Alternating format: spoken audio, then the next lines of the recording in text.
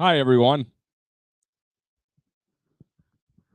It is nice to see you. Advance philosophy memes. We make good memes. Advanced philosophy memes. Base fucking memes. Advanced philosophy memes. We make good memes. Advanced philosophy memes. Base fucking memes.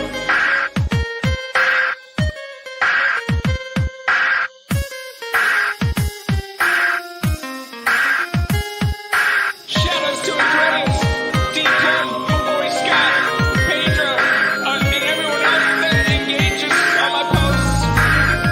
It's Sarah. Keep it up, man. You'll get there someday. And everyone else from Great Memes.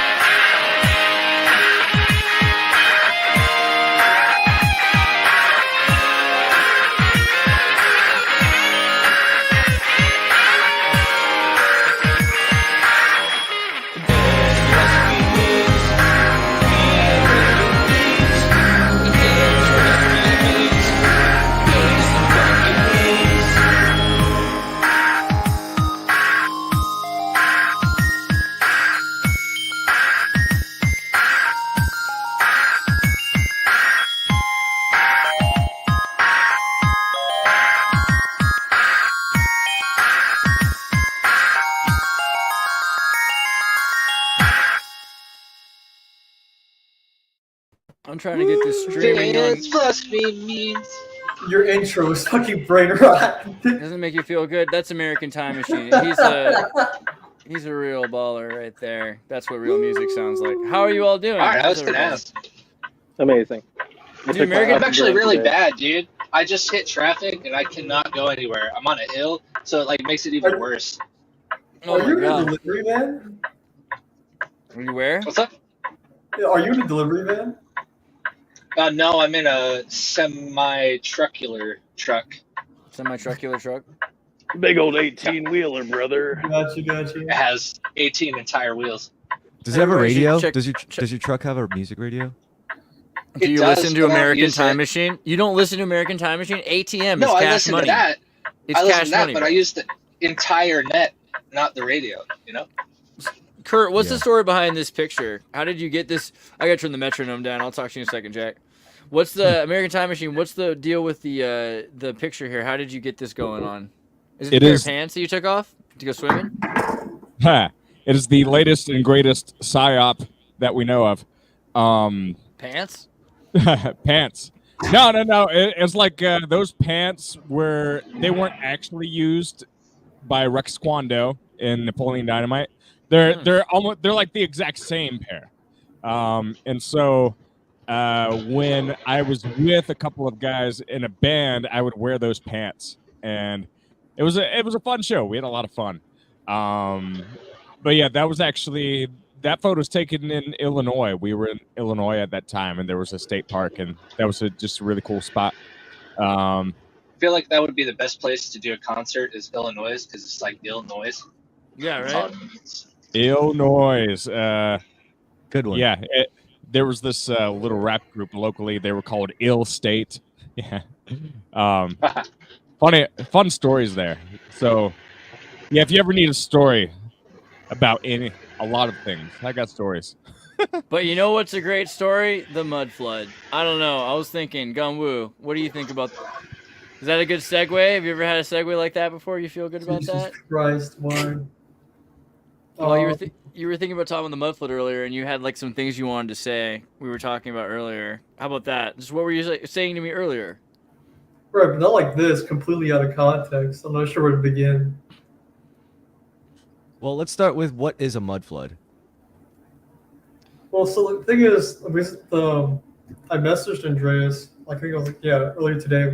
Well, yesterday. Is it a flood of mud? No, shut up. It is though kind of a flood of mud, right? Right, Because you right, end up right. having all of the land, like we talked about in Peru. They have these huge slides of land because all the root infrastructure goes away, and it'll pull the entire town up with it, and liquefaction happens as well. But Right. historically, there's a thing we talk about, which is historically the mud flood, right? Yeah, no, What do we have to? I What are you won't- so worried about? Go ahead, tell them what you've been thinking. You've been studying this. I know. Right. No, but the thing is, I wanted to preface this, but by it's like by telling yeah, initially I brought this topic up with Andreas wanting to set the record straight because there's so many people trying to tackle this topic online, but yet can't seem to understand the entire picture. Yeah, so initially, yes, towards 2001 September, or yeah, it was around September. I had no awareness of this, but Tartarian mud floods and whatnot came up on this Facebook group called the Schizophrenic Order of the Piston as a meme. Like all this, the comment section, people find completely outrageous. So they screen cap it and put it on these groups to make fun of them. But so then that's how it came to my attention. So I decided to me being a avid conspiracy theorist at the time, taking this as a hobby. I started to look into its legitimacy. And that's where it started, really. But then initially how I tackled while I was looking at the legitimacy of this thing, this is way back 2021. So you get what he's saying, the idea that there's historically. Oh my god, stop! I'm trying to get to my point. Stop interrupting. All right. Well, you don't telling them what they're telling you about. What are you even saying? The thing is, you just bring this up completely out of context of this in the spot. I don't I'm trying to there's a lot to this, man. We're talking about 200-300 years of history. The idea that there When is the mud flood supposed to have been? Wasn't it 1850 or something like that? Start there, maybe. 1816, right? So, yeah. So I wanted to look into the legitimacy of the whole Tartarian narrative that the online community knows. If there's any legitimacy on an empirical level, right? And then at the time, are there repurposed civilizations or repurposed architecture after a mud flood? I can't think straight when there's multiple things being thrown at me, my guy. Not even that, I'm on the spot too. I'm half awake. I was Jesus Christ, dude, stop putting the camera in my face. It's pretty But what I was trying to get to was initially I started to tackle this narrative by looking into human movement, right? If there were to be a reset, right, human activity would halt.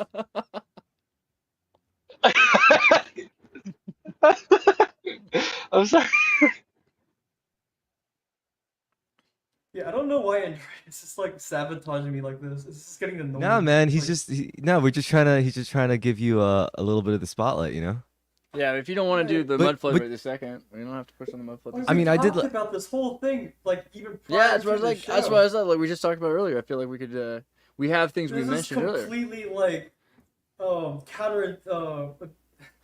All right. Pretend that you don't have to actually explain it well. Pretend you just have to get a bunch of fucking idiots vaguely interested in it. Anxiety problems. What the fuck? Why are you doing this? Here, let me lube up the topic really either. quick. Don't worry, Gungo. What was your favorite? What was your favorite We'll circle thing back. that you were looking into it recently? What was the most interesting? You guys don't even let me finish. I was trying to start from where I got to this. We're sorry. Oh, okay. Yeah. All right. We'll let you go. We'll let you do it. It just makes the whole show awkward now. Oh no, dude. Awkward is fine. Oh hey, world mud flood. Fucking really that? Oh my god. We could afford a bunch of awkward. We have enough. I guarantee you that Audience Not is to get eating a- it up though. They're loving sure. it. Not to This is give like- a this is what history it is. lecture to like 3 dudes that like barely could like. They're barely Bunch of wants to pay idiots. Yeah, this is attention. what I'm saying. Like, just make it sound vaguely interesting to a bunch of idiots. You know, like Yeah. that's really what you got to do. You don't have to like do a whole like dissertation or presentation. I on was it. like thinking you start like from the beginning. People don't know. Like there's an idea No, the that thing is, civilization is the thing is, erased. I'm coming from the perspective, I'm taking it seriously rather. Like I take this stuff seriously, but it feels like it's becoming a joke, which is the issue because no one takes Dude. this stuff seriously. Yo, you gotta understand. I'm also into like heavily into things that people probably think is a fucking joke. Like I'm all about like vibration Right. and energy and all about like spirituality. No, And but plenty of this people would stuff take is- that as like a, you know. No, but my frustration is that it's like the stuff is documented, and people are denying that it's real. Oh, for sure. For And sure. there's a Yeah. concerted effort to sort of mask the documentation, especially with stuff like Right. the vanilla sky phenomenon, like in all the old photographs that are painted over. And then, it's like, what is this Tom Cruise movie, Vanilla Sky, with the soundtrack from Paul McCartney? And like, that's a whole clusterfuck right there. Exactly. There's like you said, there's a genuine concerted effort. There's a huge community behind this, but I'm just tired of people that actually put an effort to this being kind of cited off to into the fringe, either being taken as a joke or something so far beyond in the theory realm that no one really takes it seriously. It's like too out beyond. I don't know. And Weirdly it's like- enough, I feel like this is a very practical show. I know that sounds silly, but I feel like we're all people that wonder how can you apply this weird idea, this unique idea to our life, right? Yes. So each one of these guys is gonna have a different reaction, and Kurt's gonna have thoughts from Pennsylvania and the Amish and the way they deal with things. Andrew and I are gonna be thinking about Pol Pot. So like- what even is a mud flood? Like, what is that, and how would it even happen? Because I could see why people kind of like they hear that and they're like, "Oh, mud flood!" Like it sounds like a funny thing to say, kind of. So like where's this like legitimacy come in to where it becomes like, what is that? What is a mud flood, Right, and so how how would it occur? Do we have any ideas? Right, the contention and narrative is right. Like there was apparently what seemingly due to analyzing all these buildings throughout Europe and across just globally in general, there was like a buried layer, right? And a lot of it's associated with the potential, the plausibility of a flood that was associated with a flood that caused like a giant displacement of mud, right? Yeah. Erosion.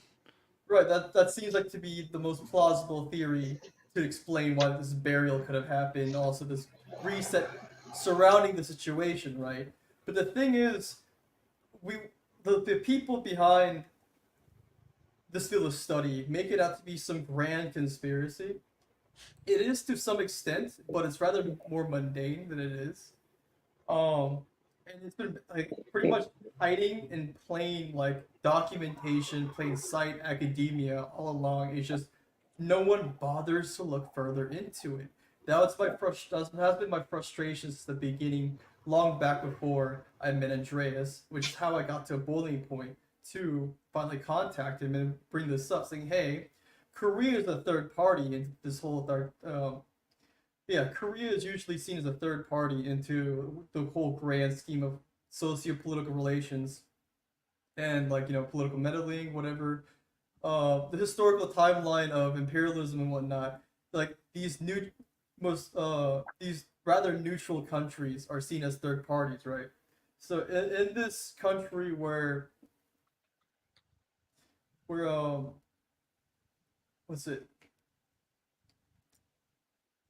nationalist fervor would hold on, where an external agenda would manipulate history.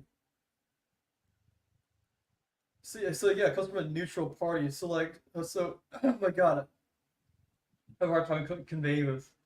So yeah, so countries like Korea are seen as rather a neutral third party because they don't really have necessarily a grand global agenda. Seemingly, right? Especially when we consider 100 years ago, So, like, why would they be in on covering it up if there is a Right. Is that what you're That's saying? what I could think. I'm sorry, I'm extremely high. It's cool, man. I've been there before. So I'm spacing out, but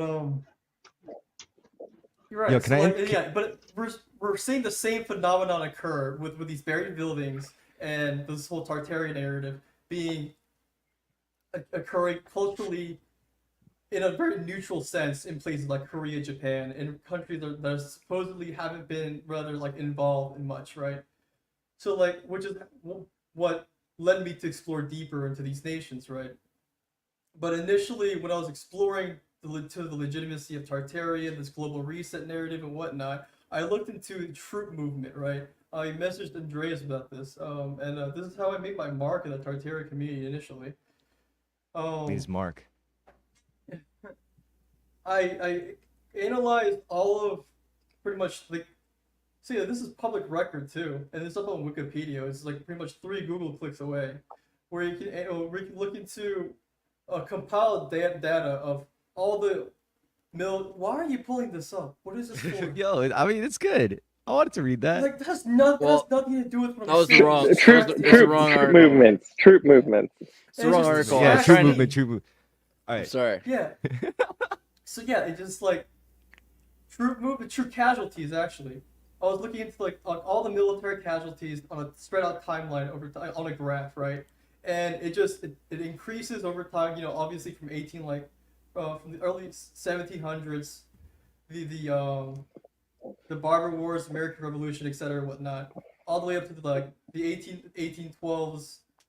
So you see a steady increase in casualties as you compile all the death toll by year, and suddenly it drops at 1816 to almost nothing.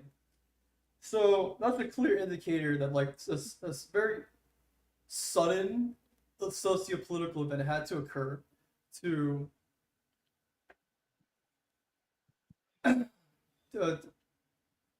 get all these European powers or global powers in general to very much halt all their wars, right? This era was called an era of peace, and it brought about many socio-political changes internally with individual between each nation. Many revolutions, etc., sparked out of right after this point of 1816. Shape what we now know as Europe. Without the events that have occurred in 1816, we would have never had a unified Germany, nor the many nations that have formed in Europe, and the borders that also formed across the world as a result of what came forth after. Does this have anything to do with World War Zero? I'm not really sure what you're talking about with World War Zero, but I mean, 1812, 1816 is kind of that time. Right. But this does, like, after compiling all the death tolls across the timeline and considering the world population in proportion, yes, I can confirm that this has the scale of the wars that have occurred. Even though people say it's not a world war, it can't be anything but a world war, right? Although, because of the limitations of the warfare doctrines at the time, these people, and also technological advancements, these people were compartmentalized into like pocket skirmishes between their like neighboring borders and easy access, right? And many historians could argue, yes, they had seafaring travel, but logistically, it's very hard. It was a huge strain on also attritions, etc., etc. So the thing is, the events that surround 1816, and also the severe halt in any military activity, and the socio-political events that sprouted forward from that point on, clearly indicates a significant event that took place to, in some way, confirm a reset, right? So what exactly happened around 1816? Around the time when I made this discovery, I posted this across the Facebook Tartaria groups, and I met this one guy. I wonder if I still have his picture. I'll pull it up eventually. But he. So when any layman's person Google's 1816s, the events surrounding that happen around it, you get referred to the year without summer usually, which is the event that I'm referring to. But they academically it's fault to one volcanic eruption, and they try to mitigate the catastrophe, like the how bad it was, right? Um, but there's this one guy that I came across in that group. He looked back on all the, like, yeah, sorry, he reviewed all the meteorological records that stemmed out of the era from 1790 to 1820, and found from 1810 on, around, or 1811 I believe, and then on, was like a series of near simultaneous volcanic eruptions all around the ring of fire as we know it. And a lot of these were considered quote unquote minor, right? Because they were in isolated pockets, or like far away from civilization, so it didn't cause a disaster, right? So it wasn't as recorded, or no one really cared about it, but it could create a significant ash layer, which with each volcanic eruption was more volcanic ash added to the atmosphere.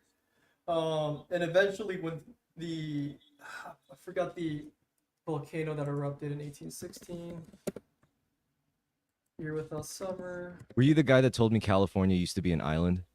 Yeah. This is what I'm talking about. And it was because of the volcanic eruptions that's what kind of like Yeah, connected California. I've seen those All maps. around- What's the And deal that with would those explain maps, why. dude? That would explain why there's so much fucking Yeah. gold in that area So, because yeah, so volcanic activity creates. This is where the mud came from, right? Okay, so the series throughout near, like, I believe this is going off of memory. You know, people can just fact check me if but I also have screenshots I can pull up later. But I believe it was like a 10-year span from like 1811 on. There was like a series. There was series of volcanoes around the Ring of Fire. And then finally, the Mount Tambora in 1816 was like the major one, right? That pretty much filled the atmosphere with a giant ash layer that essentially cooled the Earth, creating a global winter in certain areas, right? So, and a lot of people I have conversed this with have tried to downplay the catastrophe, like the toll this catastrophe did, the effects this catastrophe took on geological formations, right? If you look into like maps, engravings, images, and depictions of the Netherlands, specifically Holland, right? Of like the medieval ages, it's all dry land, right? But now it's like mostly underwater, right? Like, well, like the coastline is like mostly underwater, right? They had to build dams and all this shit, right? It's because of 1816. A lot of lakes in the middle of Europe that became lakes because of 1816. What occurred was because of the ash layer, global cooling, and created a year without winter, a literal year, whole year without winter, and in certain areas, I believe, wasn't as bad. But especially in Europe, it caused massive poverty, starvation. It halted the economy essentially, right? Yeah, Which cold creates scarcity.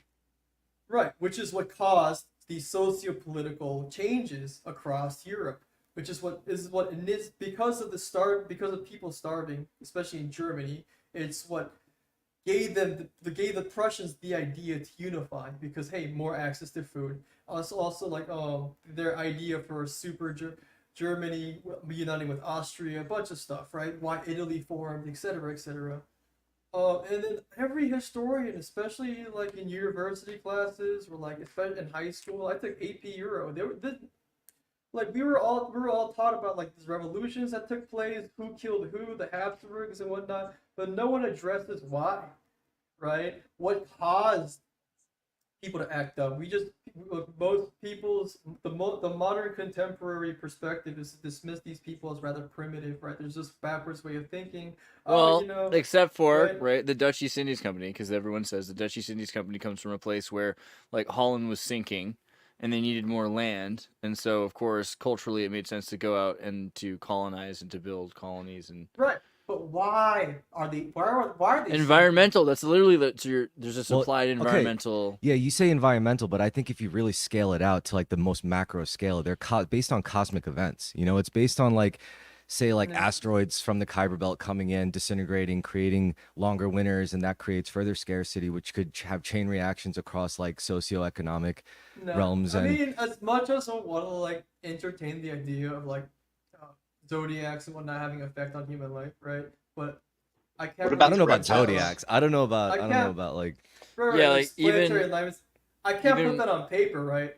Well, So, even we're not even gonna- a second ago when we were looking up the year without a summer, and the year without a summer is associated with the great comets of 1812.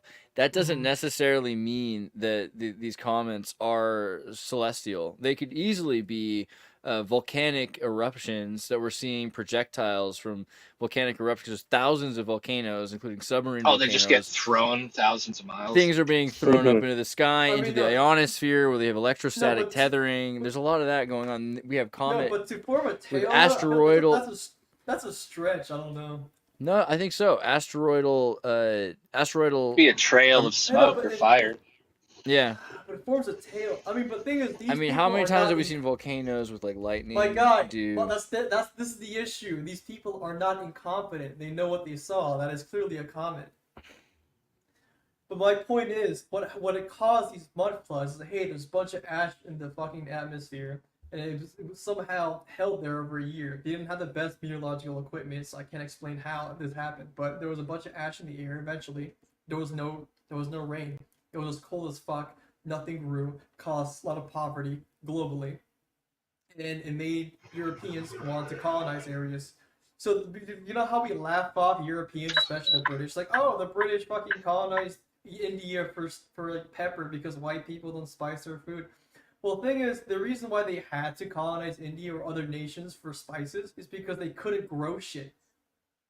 That is the reason. Like the historians never tell you, is they literally could not grow shit. They couldn't grow peppers. There was a point in England where they literally did not have peppers for a year because of that exacerbated feeling of scarcity anxiety. That economic anxiety led to hostility. It's like, But we are need you this so shit then? now. Are you inferring that before the trading with the Western Hemisphere that we're familiar with, like pre-Columbian, there's a period where there are nightshades and peppers in Europe? You're saying that Europe has similar things to the Western Hemisphere even Well, before trade?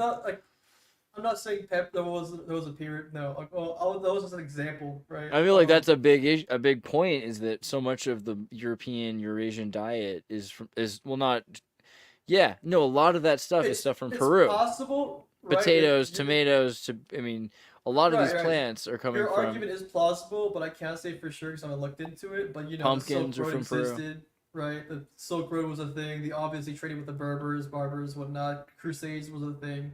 So yeah, there was all definitely intersectional trade. We know how the Barbers made it to the Americas. So obviously there was corn and whatnot. And like, I just want to know, can we blame any of this on the reptiles? Because I just really like to do that with things, you know?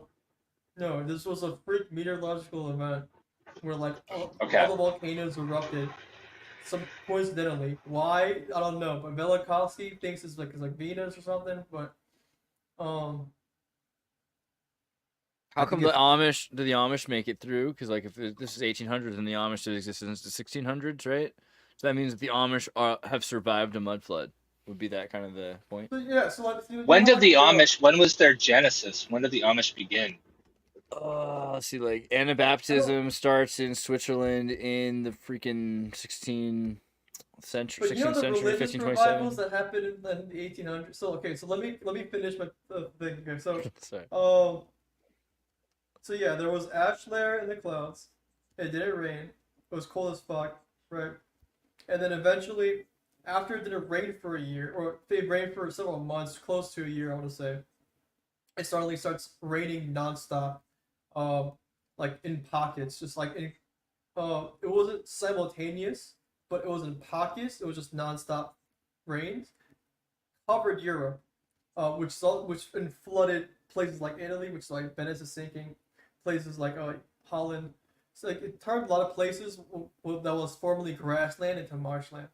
A lot of places in Germany, which is nonstop rain. Which is and like so with the rain came with the ash mixture with the soil created the mud, right? And with constant rain, non-stop rain, it's like damn near a year's supply of rain just falling down to the earth. That's going to obviously cause a flood. And essentially, this is pre-industrialization, right, so to speak. A lot of So are you saying these volcanoes cause like super extreme weather patterns that just dumped mud and ash and water just everywhere? Mm-hmm. Is that kind of what? Yeah. That sounds cool. I could go for that. And this can be proven on paper too. And like I've seen like so many wild theories throughout my time researching this, from everything from like plasma event to like whatever, right? This is a Phoenix event or whatever. It's Velikovsky this. It's like I got fucking into that for a second. It's like because hey, one thing's true led me to believe hey, this might be true, and led me to a fucking schizophrenic rabbit hole. But sticking with what I can prove on paper, hey, this genuinely happened, and this is not really far off from the realm of believability, you know. All right, my question is, what would be the cause? I just wish this? it was. Like, I wish it was the return of Enki and Enlil. Sorry, Chris. I just wanted to throw that out there. Right. What would be the cause of like not making this like more common knowledge, I guess? So,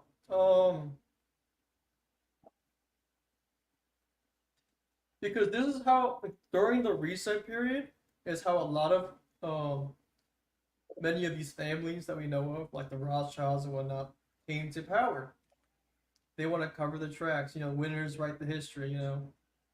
It's what it is. What would be the motivation of covering up this mud flood, though? Like, what's the deal? One thing why can't we all just be like, if there's volcanic activity, you could bet there's going to be gold. Like that's like, I think that's one of the biggest reasons why there's the whole gold rush thing happened. I mean, if you think about the timing of like that whole crazy mud thing with like that turned California from an island into part of the continent, and it would be no surprise as to why there's so much fucking gold there. Because if we're talking about the same event, there would be a lot of volcanic activity, which pretty much either reveals the gold or makes the gold, I guess, manifest naturally. I don't know. But yeah, I mean, I would say that's definitely connected. You know, it's like it's kind of a no-brainer. Why like people would hide this? Not necessarily too sure, right? I don't have a definitive motive, but for Tartaria, right? Gold's a good one, yeah. If you study the history of Tartaria deep enough, you'll realize they are the lost Israelites, which completely destroys the Zionist narrative. So yeah, understandably, I know why Tartaria is buried, but with the mud floods though, like I'm not sure why this is also buried. Like I said, like, you know, winners write the history, and whatnot. That's the best honestly I can come up with, really, with why like this stuff is not talked about. Because like really like it's this event shaped what we know as world history today. Like all the, like I said, formation of Germany, and like fuck, there's so much more that I'm just blanking on. But essentially it was the reason for European colonialism. Is what sparked everything. And what changed and like the financial changes that surrounded the United States, and it's the ultimate economic restructure. Yeah, 1860, the floods surrounding 1816, the events surrounding after, is what motivated Congress to restructure the whole economy, and what led to the Bank War of 1832, and then that led to the Coinage Act of 1857, which led to the U.S. Civil War in 61, and then from then on, that's history, you know. Hey. Like it's this event is so important. No, we're not. Why it's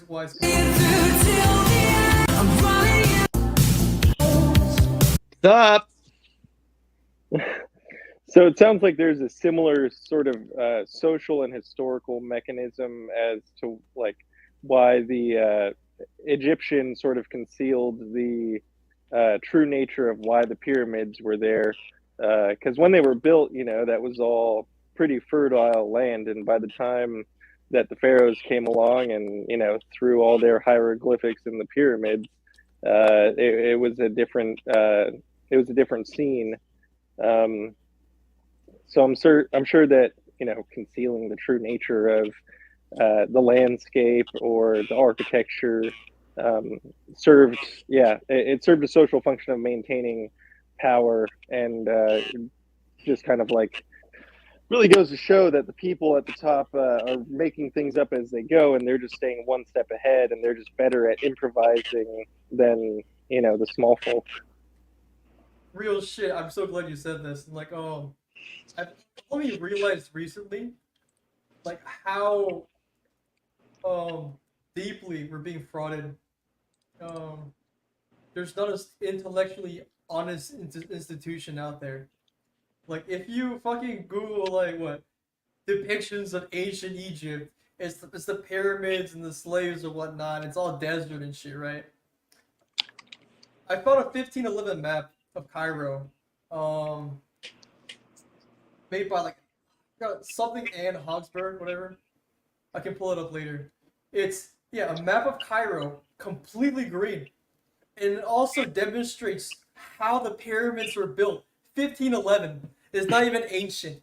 The pyramids were built in fucking 1511, and it shows that like and how it was built was it was extremely slow and not by slaves or whatnot. These were skilled contractors that took decades of their time. What they did was they'll place the corner top rock right on top of a mountain, and they would chip away the mountain over time and use the stone to make the pyramid. That's the description of that on fucking Latin. It's literally on the map. Small little depictions of it on the side, 1511. And then, that's how badly we're being defrauded. Pretty intense. Hold on, I'll go I to thought the it was restroom. alien giants and reptiles. No, I'm going to the restroom. And the Mayans with the, Yeah. Yeah. I mean, that's a great story. If I was the ruling elite, I would totally make up a sci-fi fantasy history about being descendant from dinosaurs and, having shape-shifting skills and whatnot. That would be a really convenient way to make everyone afraid of me and my inbred bloodline. I mean, I think another aspect is like learning how to live for a really, really, really long time. I think that's one of the main sticking points of like all the weird conspiracies, all the QAnon shit, all the weird stuff. They always talk about how like the people up top, they know how to live to be like up to 300, hundreds, like maybe potentially thousands of years old. And I don't know. Sounds like crazy to me. The methods are disputed. Because there is that theory that they're transferring their consciousness from one host to the next, and that's the way that they're achieving this sort of like immortal status as an ego through ritual or what have you. Yeah, that kind of tracks with like what the Egyptians allegedly were doing, right? Like one of the reasons for their structures, I'll say, is that they were trying to create like a passage or some kind of facility where they could transfer the consciousness of people from like one dead vessel to the next or something like that, something of that nature.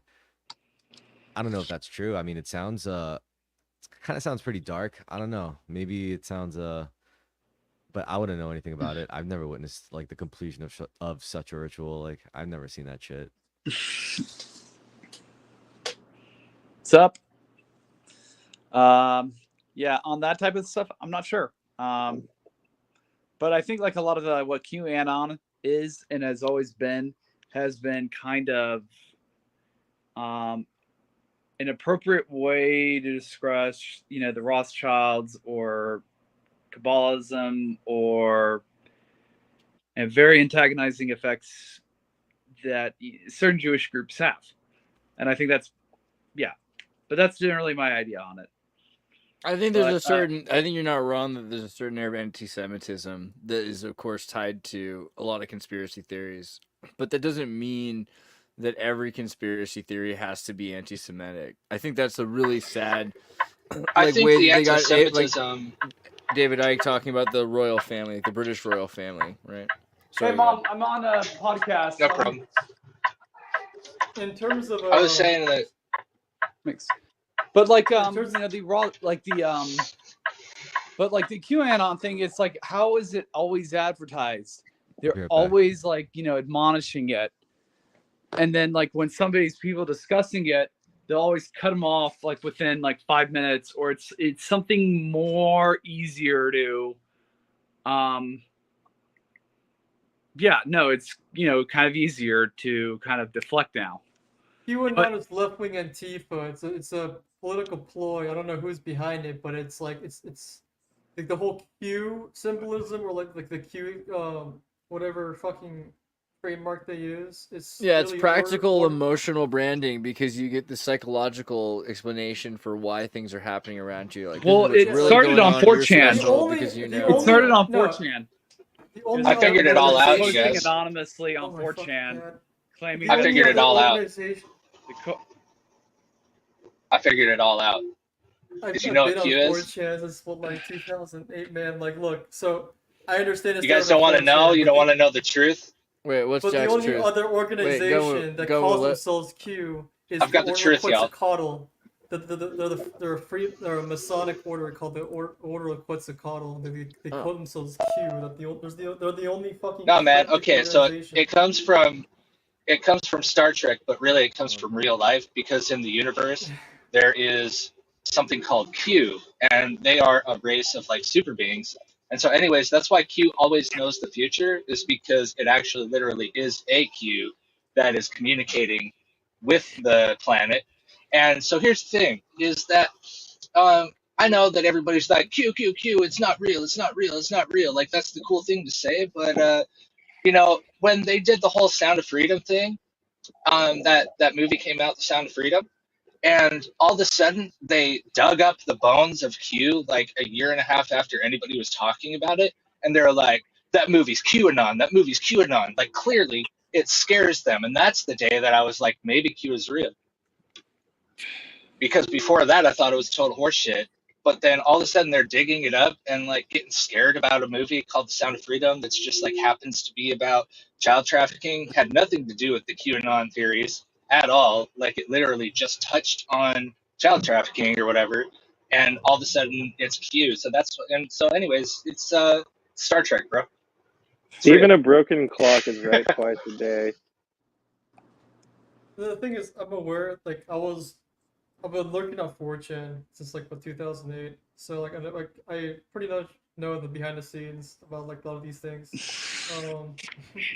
But yeah, so from what I've noticed is there's like two things that's happening. So yeah, there's an organic population that believes in this shit, that actually like are doing something in the spirit of what QAnon people perceive as QAnon. But really, there's bad actors behind whatever who's controlling the messaging that's being put out with the whole QAnon hysteria.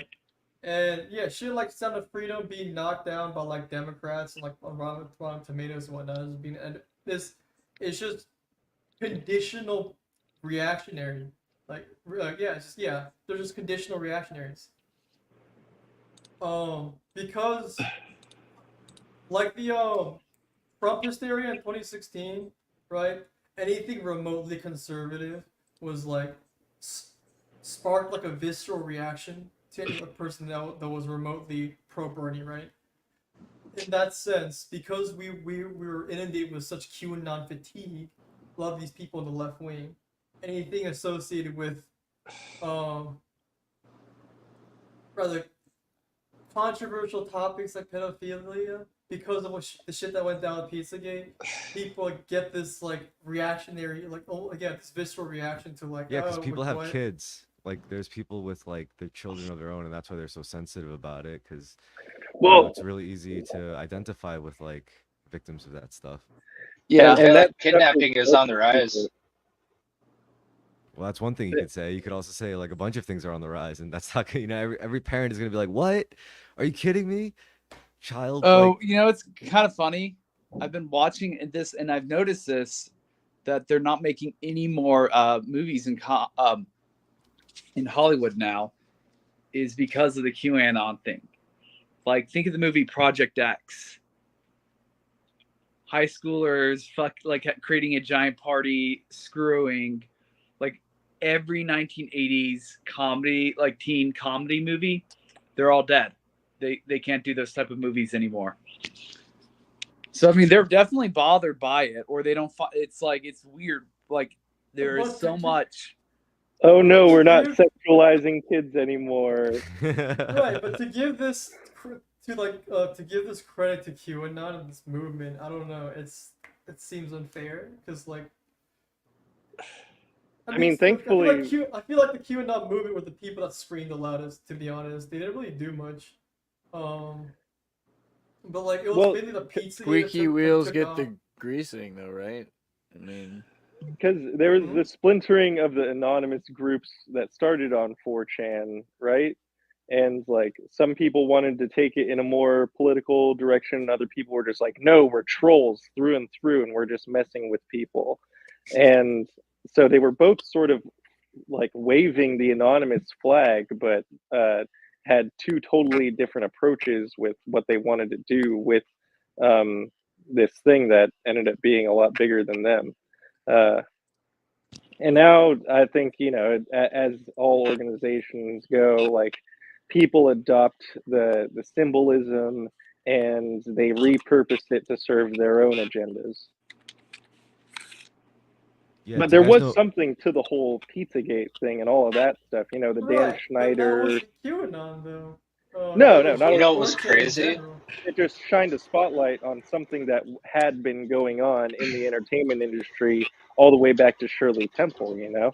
But the thing is, like, this stuff, like, stems to give an origin point, like, you know, as to who's to give credit here, right? This stuff kind of goes all the way back to, like, Aaron Schwartz, when, like, he was pretty much pushed into suicide by the FBI. And then... So like this kind of like got like the internet community that was initially like on 4chan was initially left wing, right? They also co-inhabited Reddit as well before it was creased. They would bounce back and forth. So like when the death of Aaron Schwartz happened, like it was pretty much felt across the board, throughout the internet as a whole, and then which sparked the embers of political activism within the netizen, the 90s, 2000s era kids, right? And then, which is what sparked the anonymous movement, essentially. And then, yeah, they all. You know something crazy that I saw, right, guys? You mentioned that they I saw something really nuts. You mentioned there was a Q post, bro. There was a Q that literally had a picture of Donald Trump, and he's going like this, and the picture on the Q post is from 2017, right? And he's like got his fist in the air, and then so it was a reply from somebody else, and they literally were saying fight, fight, fight.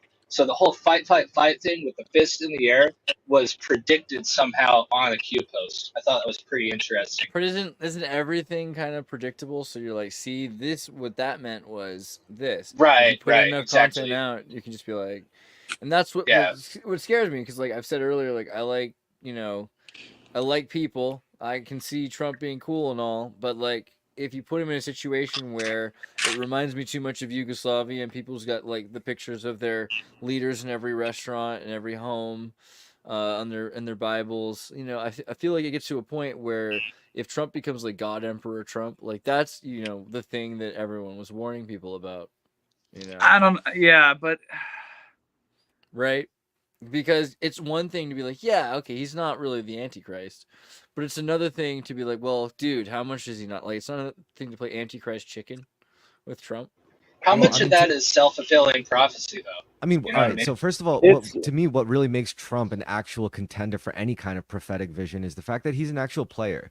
Like he's not just some passive like political figure that's completely secular, materialist sensibility. Clearly, he's got like spiritual inclinations. I mean, the guy like rolls with a spiritual consultant for fuck's sake. Like he's clearly aware of like consciousness manipulation, of how consciousness affects reality. He clearly lives in a mental universe. You know, like you could, I mean, maybe he doesn't outwardly talk about it, you know, because I don't know. I guess it doesn't appeal to the right people. But like sources have leaked, like you know, Alex Jones talks to the guy apparently, and he says like, yeah, the guy listens to Manly P Hall records 500 times a day or some shit like that, like some crazy shit, like you know, like how Oprah Winfrey is with The Secret and stuff like Yeah, that. Like, and he sleeps like very little, right? Like yeah, he's high energy. he's high vibrational. Trump can't be the Antichrist because it says everyone will love him, which will never happen. No, that's kind of my point. See, because it gets to a point where all of a sudden the majority of people are starting to. I mean, people are changing. Like I'm hearing comedians admit it. Yeah, we miss being able to laugh about him. He was funnier than Biden. There's something about that. Love isn't always the same thing as like. If they love him, that is biblical, right? I don't know. I don't know, maybe not. I don't know. him. I think like him. think I think people he's still grow. better. Obviously, that's a funny thing to say because, like, obviously Kamala Harris is, you know, at least as much like the Antichrist, but just she doesn't have the potency. So that's all I'm saying. Like, She's too absolute power. dumb. Yeah, absolute power corrupts absolutely, and so I'm concerned only because here's a dude who seems so legitimized by all of these trials he's been through, and that's concerning. He's got. It's meme magic, guys. If you can connect No. all the dots because Honestly, though, everything is connected. I believe in such delicious irony where it's like the one guy that would be the right fit would be the last person you fucking want. And I identify with that sometimes because, like, you know, like I've identified with certain things that I don't feel I deserve. You know, like I'm just another asshole. Like I didn't live a saintly life as a child or whatever. Like I kind of fell into just, I don't know, trying to be aligned, you know, completely by accident. And I'm like, you know, at first I'm like kind of bitter about it. I'm like, you know, good people should like be put onto this stuff before anything. But then I'm like, no, I think it does make more sense in a visceral way that it would be ironic like that, you know? I was Where giving like, this a lot of thought before the show, and with Trump, when it comes to Trump, like there's so many things where you can basically you can look at it a way where you either you believe that he didn't get shot really and that his ear was like made up, or you can look at it like he's controlled opposition or whatever. But We're like, why do you the cut root to of me for it, that? I like, know what you're thinking. so at the root of it, for me, like, I don't know, like, what if it's almost like people are so used to getting somebody that isn't walking the walk and talking the talk that like all it would take is for somebody to actually just want to kind of help out your country and be about that, for everybody to lose their minds because they're so used to getting cucked by the world. That what if he's just a guy that wants to be a good president and it's just that straightforward? even if he is And a like all scumbag, of this even if he is a surrounds bad it. person. Yeah, it doesn't matter really. Like if his intention is to like make a legacy for himself, he's a bragger, like he's braggadocious and he just wants to do a good job so everybody remembers him kindly. Like it doesn't really matter. Like if his intention is just to make the country a better place and make the world more peaceful through it so he can like look like a badass, let him. Like I just don't get why we all have to worry about him See, so that's much. what concerns And like me. That doesn't that sound like Andrew? Doesn't that sound like a little altruistic to you or to Well, he's me? doing it for glory. Well, He's doing it it's for pride, he's which is a sin, you know? like Gunwu was saying, the winners write history. He's not writing it after the fact. He's writing it as he's doing it. He's improvising, so he's one step ahead. And like because you know, like Chris was saying, he's playing the game. He's a player. He's not being reactive. He's like creating like everything as it's happening for himself. He's manifesting. He's doing the Oprah secret shit. Yeah. Which is scary to know that billionaires like who have access to all these resources are actually schooled on like esoteric shit. That's what tells me it's Totally. like, dude, if they even show a hint of like being kind of into it, I'm like, that's really suspicious. I mean, it's one thing where like regular people can say, oh yeah, I manifested, I managed to pay off my college debt sooner than I would have ever imagined or whatever. But then you think of billionaires doing stuff like that, where it's practicing literally radical self-discipline, like not just in a physical element where it's like you're controlling your actions, but you somehow master your thought patterns and your emotional reactions to things or your emotional responses to things. And if you're that kind of person with billions of dollars, like what the fuck can you do? You know, like that But is that's kind of how they scary. got there. Exactly. That's exactly how they got there. Like, this is that like ancient knowledge that the elites have always had access to, like manifesting and that whole thing. Even the founding fathers knew it. That's why they were like, heck, that's what those guys did. That's how they all got into power. We're about to put this shit ink to paper and make this stuff for ourselves. We declared our independence on July 4th, 1776, but the war wasn't won for many, many years later. So, you know, it's yeah, it's and there is a lot of power in putting things in writing. You know, that's another reason why they kept literacy secret from the public for so long, because being able to transmit information not just to other people but to higher planes of existence is how you like become that sort of enlightened. I think what would really kind of allowed people like literacy levels, like what stemmed against people's ability to read and write, to be able to awaken, I guess, on a metaphysical level, like of self-perception, would be to like, because it was printing. You know, it was the release of like printing technology. Because I think once you have the ability to print and disseminate like text across like many regions very, very, very quickly, you could probably control collective perception of reality within like not even 2 generations. You know, like it would be really easy. Like if you controlled the system of printing and disseminating that information, you could set the basis of like whatever the fuck world you want. And I think they knew that too when they were kind of But like, it's more Yes, open source than it was exactly. before, so that it's a double-edged sword, right? Yeah, yeah. that meme magic. That's how we ended up here, because we have the internet and they memed Trump into the presidency. Andreas is like an expert on the subject. So Nah. No, I but have yeah, no for idea sure. what you're come on, talking Keck, keck, about. keck. all right, get out of here. All right. I like this group that you guys have, APM. There's some interesting things going on in there too. The Anya Taylor-Joy fan club. The economy is ultimately our material relationship with each other and the rest of the living world. We have to decide whether we want the relationship to be based on extraction, exploitation, or on reciprocity and care. You know. I think that's too materially focused. It's not a good. Yeah. Debunk. Go for it. But that's the being able to put it on paper philosophy. You know, it's like, can you Pedro. Gotta love him. Yeah, I don't think the guys who post like the pro-Nazi stuff in that group are actually like Nazis. You know, I think they just do it purely just to I piss think off they were the just. people. Well, I can't blame just some vaccinations 4chaners, here dude. on YouTube, and I'm not You going think they're to. just trolls?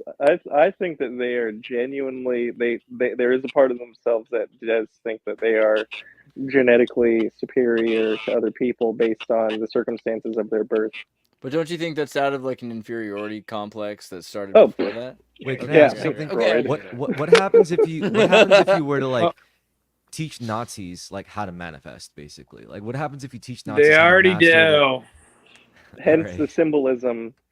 Okay. I mean, I think that I think that Miguel What do you mean, Sereno is not. the Soul Society. You know, like the V2 rocket was made. Fucking, they got. Yeah, and also, how do you think we got Adderall?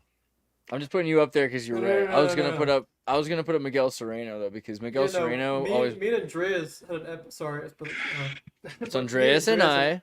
Just kidding. Yeah, Andreas and I had an episode about this Be long a back bull fan. about the German folklore about Rapunzel being based in real life. What's it? Samson? What's the Germans in the Third Reich called them the Vril Damen, where these ladies that would never cut their hair, or they were forced to not cut their hair, and their hair was used as such technically antennas for a higher realm, right? and they would put them like in like castle towers, and they would just like meditate in silence for like in solitude for like however long. And this is apparently like aliens or whatever the fuck that's out there. Most likely demons. She's a baddie, essentially, by the way. like, Well, don't be so, moony about it. It's probably the Pleiades, like they're talking to spirits from the Pleiades, right? Right, whatever. But they gave the Germans schematics for the V2 rocket this way. And for vacuum cleaners and for dishwashers. Like, to be fair, they did a lot of Microwaves, infrared. I want to lot- know what the Sikhs have invented because they don't cut their hair either. I think gunpowder Sikhs are was cool. a big deal. Sikhs have invented Gunpowder was pure Kundalini. alchemy. Sikhs do Kundalini. They invented Kundalini yoga, which is like better than HDTV if you think about it. That's like better than like one of those Porn. those hack boxes, right? Those like cable hack boxes is like Yeah, organic technology. I get it. Yeah. But I do like the idea that the Vril weren't just trying to make rockets. Like, they say it like that, it sounds like they wanted to make big explosions. And it sounded more that they were interested in giving people the capacity to not need to work all day. They're like, okay, what are you doing with your day all day? You're like cleaning your house? Vacuum. You know what I mean? Like, what are you spending your nights sleeping and your days awake because you need sunlight? And you're running out of candlelight, like electricity, like all these kinds of things that just throw you off kilter, so you can do what you would choose to do rather than what the Pleiadians you remind me of.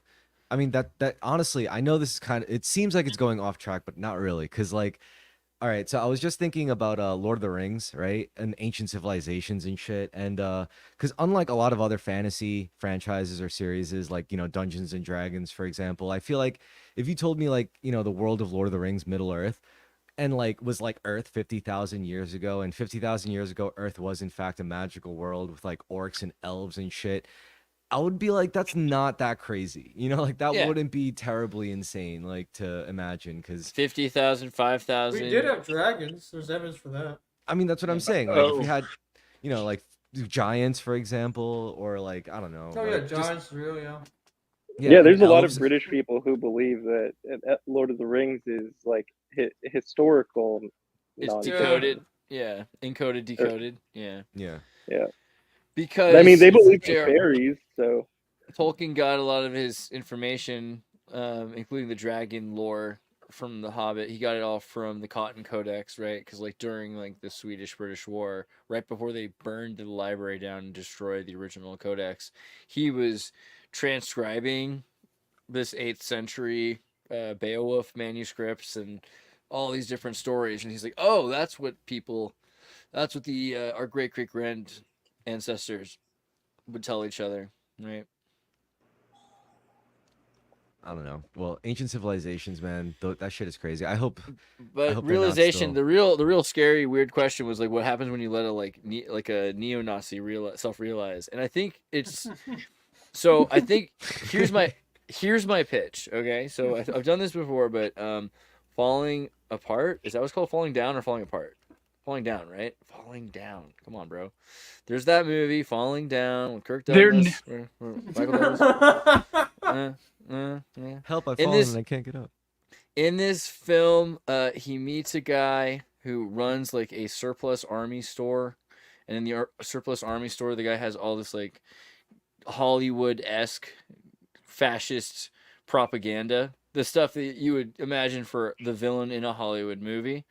And they're identifying with that because they can't identify with the American hero, right? Because the American hero is like, or is it Kamala Harris or something? Makala. You know what I mean? It's Kamala or Kamala? Kamala?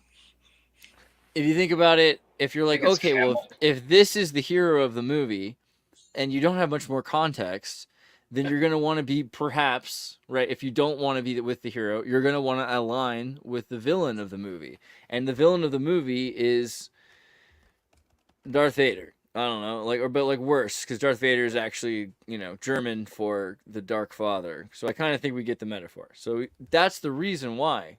They're not really fascist. They don't want to be associated with Kamala Harris. They don't want to be associated with Kathleen Kennedy. Right? That's all it is, I think. So you can't really say they're real Nazis. And the other thing is, you take them and you have them actually self-realize. What is self-realization? Manifestation, yeah. Yeah, so I don't know if like you can really. I don't think they can actually stay who they think they are. Like as the And all, Nazis. yeah, like what happens is, so you look at So like you Miguel can't Sereno.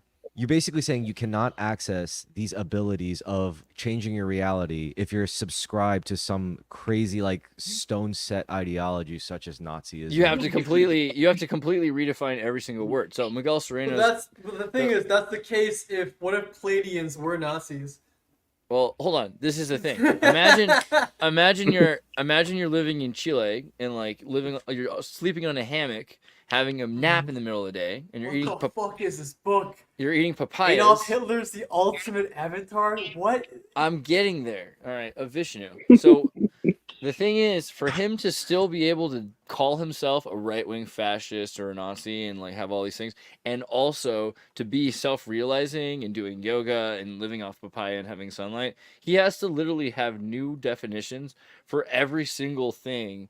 He's like, yeah, I'm this thing, but it doesn't translate to anything you've ever heard before. Like now it's about karma, the Vishnu's reincarnation. Yeah. When you talk like that. Right. That's kind of the but that's what he did, right? Because like Miguel Sereno ended up, what was it, Carl Jung. He did like Hermann Hesse and Jung discourses because he was friends with both Hermann Hesse and Carl Jung, and he was a diplomat from Chile. So pretty interesting record of two friendships: his friendship with Carl Jung and his friendship with Hermann Hesse, and their exchanges back and forth. But you know, that's like the thing. You create a completely new definition for everything that's not real, and as long as you can control that. Right? Because otherwise what you are is you're just becoming more and more the way a Hollywood character has been defined. And usually it's like a villain is a character that's designed to be trapped to lose, you know? So you shouldn't ever really try to like embody a Hollywood villain archetype. What I'm just curious about describing... Sorry, but like but you're describing the Third Reich as a personality cult, right? Or Parts of it, not all of it, but like I mean, at least for Miguel Sereno, he's got this idea of, you know, his Spanish Visigoth. You're so far removed from a thing. It's not that different from when the Japanese are making a Rick and Morty anime right now. Mm-hmm. That's dope. Yeah, and it's gonna be their own interpretation, sort of like they do with Powerpuff Girls, Namashita Z, or whatever. All these different shows that they do. I mean, there's something lost in translation, right? And the further you get away from it, the more you might be able to focus on things that we've missed. They already did one version of the Rick and Morty one. It was on Evangelion. Yeah, but they're doing an entire 12-episode What? series. No, really? Is it? Yeah. 12? Because like the one like Evangelion one was really funny because it was like it was an ode because the guy that made it actually created the Rick and Morty Evangelion, and their version of it was it's all about Jerry because Jerry's the loser character, kind of like the character in the Evangelion. Yo, the media world is coming apart at its seams to me. Like I think you have all these like YouTube third-party meat producers, and like especially now like you basically had YouTube troops. Like they had like these groups of people who just like produce content, but now they have like they're amassing more and more resources, and now they're becoming, because it's all about who steals more public attention, Adult Swim or like fucking Nickelodeon or fucking I don't know, Paramount. Like I don't know. I mean, most stuff on YouTube though is not something I watch on my couch. I think like a lot of it is trash. Yeah, I mean, I would probably agree now. It's kind of sad. YouTube used to have everything and still does, but you can't find it. My videos are buried and other videos are buried too.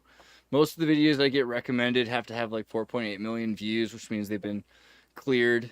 You know what I mean? Or they're like bot watched. Yeah, it just seems pretty much. Well, that's the thing is like once a person signs into YouTube, they can find all of their preferences and go from there. But a lot of the content on YouTube is just not. It's like people playing video games. I mean, like I don't know. My YouTube's pretty well trained. That has to be very specified. Like the. I think that. What do you think about the antitrust suit, Rumble and stuff like that? Oh, with X and Rumble. Yeah, YouTube, Google. Alphabet. If they were going to do it, I think they should have done it on Apple a long time ago with its App Store. Like, I didn't realize, like, France tried to do it, like 10 years ago. So, it didn't really work. So but- Twitter CEO Linda Yaccarino and the rest of GARM, which includes Rumble CEO as well, are building like a joint venture to push that any company that hasn't had advertisement privilege. So they're saying, hey, you haven't sold your cakes to us, basically. Like, we're the conspiracy right-wing cake, and you should sell our cakes. I don't know if that's, like, too stretched of a metaphor. But you know what I mean? They want their ads to be put on X and on Rumble, and people are like, no, we're Toyota. We don't want our ads right next to, this And crazy... there were advertisement groups that were pressurizing people. Then Elon Musk... People are like, McDonald's is like, dude, there's the N-bomb right next to McDonald's. We can't have that. That's kind of how that went. And now they're like, but antitrusts. We want to have freedom of speech on your platform. And Google's like, well, yeah, but we're a platform, but we got to promote what we think is right. And they're like, no, you don't. Yeah, but that's when you're gonna get McDonald's hiring Bitcoin hitmen to like assassinate the like advertisement director of the whoever dropped the like N-bomb right next to them. Like, I think it's gonna get a little messy and weird. I don't think it's really based on what they think is right. It's based on what they want to push. Obviously, There's definitely an agenda driven behind it. On who's I have a question for Colin. I would just say that Twitter and X are deleting more posts now than they did when they were Twitter. Like Dorsey and all the things that we complained about, sure, yeah. But Twitter now under Elon Musk, they're deleting more posts than they ever, at least as much as more. So it's not about freedom of... I don't know much about it. And that's the thing. It's not about freedom of speech. They've got their own... They're saying, hey, you know what? Facebook's already got a pretty progressive platform, and they're going to have MSNBC cutting up Joe Rogan and making him say things he didn't say. Well, that justifies us to be just like them, right? Let's make Twitter into the anti-Facebook, which has the alternate demographic, so that when they switch the channel, because it's really going to be like 3 channels again, right? We're getting back to that. And it's like, you can go to Google, you can go to Facebook, you can go to Microsoft. But if you go to the X channel, well, we're gonna target that demographic, and that's gonna be, well, clearly he said conservatives, people that are pro-Trump. I think the next, which is cool. I think the next layer up is gonna be metaphysical. I think people are gonna like subscribe to different energy frequencies as like different channels, like, so that when they're socializing, it's like, oh yeah, we watch these movies or whatever. What frequency? God, can you imagine like what a guy life at the frequency FCC? are you? The guy at the FCC is like, trust me, just wait, we're doing it, we're rolling it out. Oh shit, we got a way to categorize your life frequency. It's like, what do you think the different color bands for your braces were for? What do you think that was about? I get the It's all part of the plan. It's like, are you hardcore materialist right now? Are you 3D? Are you 4D? Are you 5D? It's like because each color corresponds to a certain frequency, so yeah, you could track it, I'm sure. Like there's a way to like probably some lens filter that's like, oh, this person isn't like 5D awakened. They're still stuck in the 3D, because you could tell from their like electromagnetic like their energy body, their subtle body. That would be funny. That would be cool. Totally off topic, but Colin, have you felt any changes in the like patterns of your thoughts since you chopped all your hair off? Yeah, I mean, I was really kind of upset that I was going to chop it off in a way, because like I knew it was time to do it, because it was just a moment that I was testing it out. But there's also the whole Native American thing where you're losing your antenna to the psychic realm and stuff. And I don't know, I felt like I was tapped into things a little bit. Maybe some of it's in my mind, some of it's a placebo effect, but I definitely just feel like more like a normal person, that when I go and talk to people in the stores and stuff like that, like they're just like, oh, hey, how's it going? Instead of like, oh, what's up, Yo, Andrew, so I would never, if I had hair like Gunwoo, I would never cut my hair. Are Andrew, you cut kidding your me? hair. Andrew, I already shaved the sides off. I got a mohawk, dude. It just if I grew all my hair out, I'd look like the guy from Coheed and Cambria. That's awesome. Can't cut that off, bro. Cut my hair. Honestly, if stand I up was and do it. if I was the world leader, like the world dictator, I would force everyone, every single person, every man, woman, and child. I would force everyone to shave their head, just Oh, really? once, I was gonna just go the other way. once. I would do it just once because it would be really funny. You know, I like would I think it would be- banish. I would banish haircutting because I think that would also be funny. Can you imagine would when ma- you're like, by the time you're Nah, 13, everybody's just like with the whole. that would be the whole culture. hilarious. But No, like just make just military once. service mandatory. That's a simple solution. I'd rather make everyone just like fucking shave their head at least once. You know, like This round of everyone sobriety, I across the shaved world. everything off. military service mandatory like Israel. Make them shave their heads. Yes, easy done deal. You don't even I need would to do like. that. I cover the always thought. excuse. Oh, I'm sorry, I don't mean to power it or anything. right Like, back. hey, everybody, by the way, hello. What's up, Cyril? Good to see you. Hey, what's up? I always thought it was weird how like the military made people like shave their head, shave their hair, and all that. After I read years ago, I read that like what was it? Fucking Native American trackers used to grow their hair out real long, and when I'm not sure exactly what it was, but I think it was something to do with the colonists came and sort of like made them cut their hair on some capacity, and then they couldn't do their tracking anymore. They couldn't go They and were hunt. not as good as Like it. they Yeah. were like fucking up. They They're like, cut what the them fuck? when they went to boarding school to learn English, reading and writing. There's There a you number go, of there you cases go. where they cut their hair because generally they were cutting people's hair, and it's kind of interesting because at the same time you have Masons with long hair, right? So it's not like cutting your. I mean, you know what I mean? It's not like everyone's cutting their hair.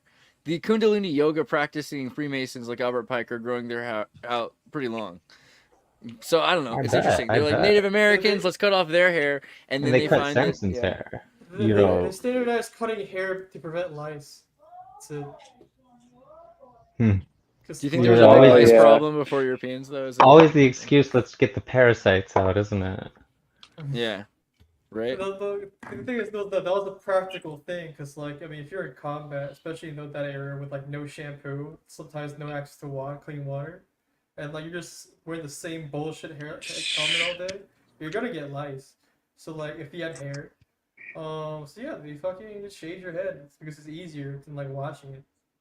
I know that Hell like yeah. Google tries to push really hard against that one now. Snopes has a thing trying to push against it. Like there's other stories that have tried, but I know also Native Americans who like swear by having antennae sense, and that if it's just lore, then that's still Oh, that pretty long amazing. hair right? actually, like, gives you, like, psychological powers or some shit. I mean, yeah, there's definitely some, like, And not having it can make you more numb, right? no, the case we just analyzed, the Vril dominant, there's definitely some there's definitely some evidence to contend that this could be, I don't know, like this could actually have some utility, like growing out your hair. I could have Some swore I extent. read some study a while ago where it was like corroborating this, where it literally is like extending out. It's attaching basically to your brain, and it's picking up electromagnetic whatever else is, you know, it's basically channeling that into your brain.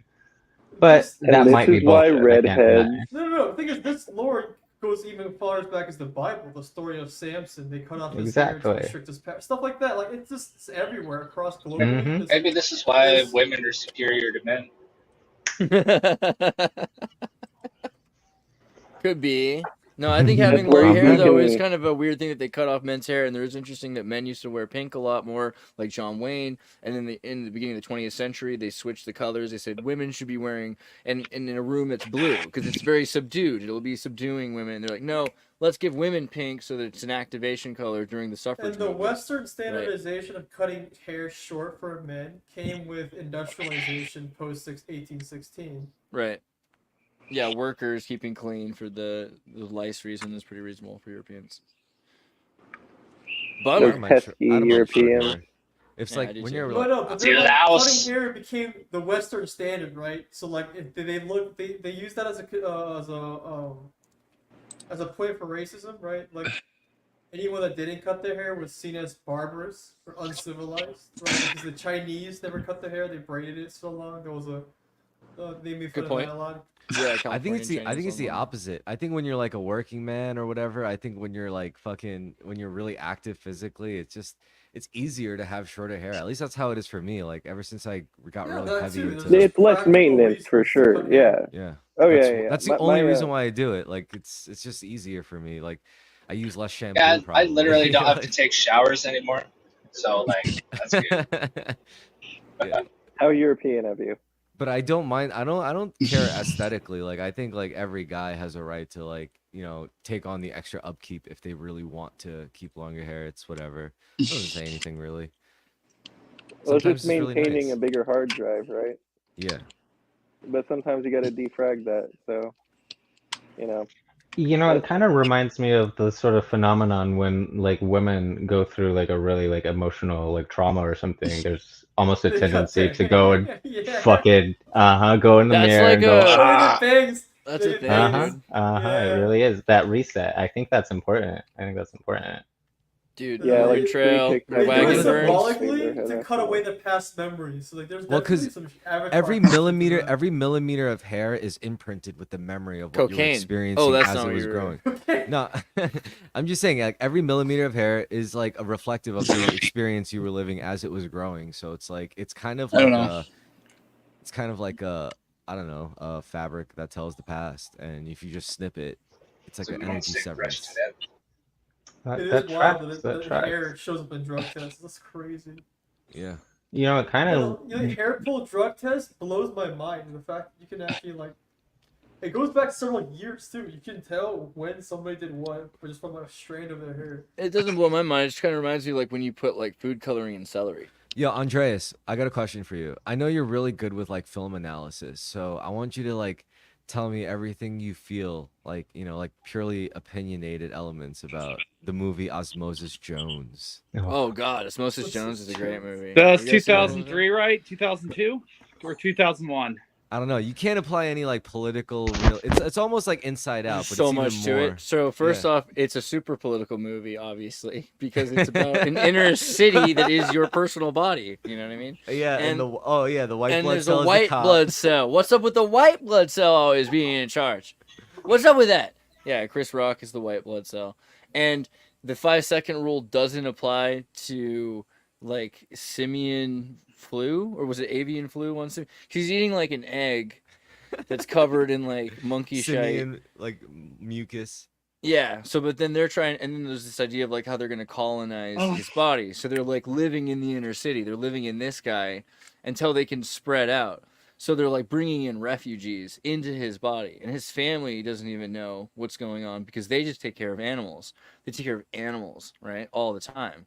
And then eventually what's going to happen is he's going to get some sort of an antibiotic, and the antibiotic's going to clear out his system. But in the process of clearing out his system, that's just gotten rid of all of the other excess kind of, not really criminals, but your average citizen, right? It just takes out your average guy who lives the in the body zits. who's not doing anything bad. You know what I mean? He's just living his life. He's like not super proactive or productive member of society, but he's part of the political body and he's paying his taxes. And I'm just the that guy bacteria.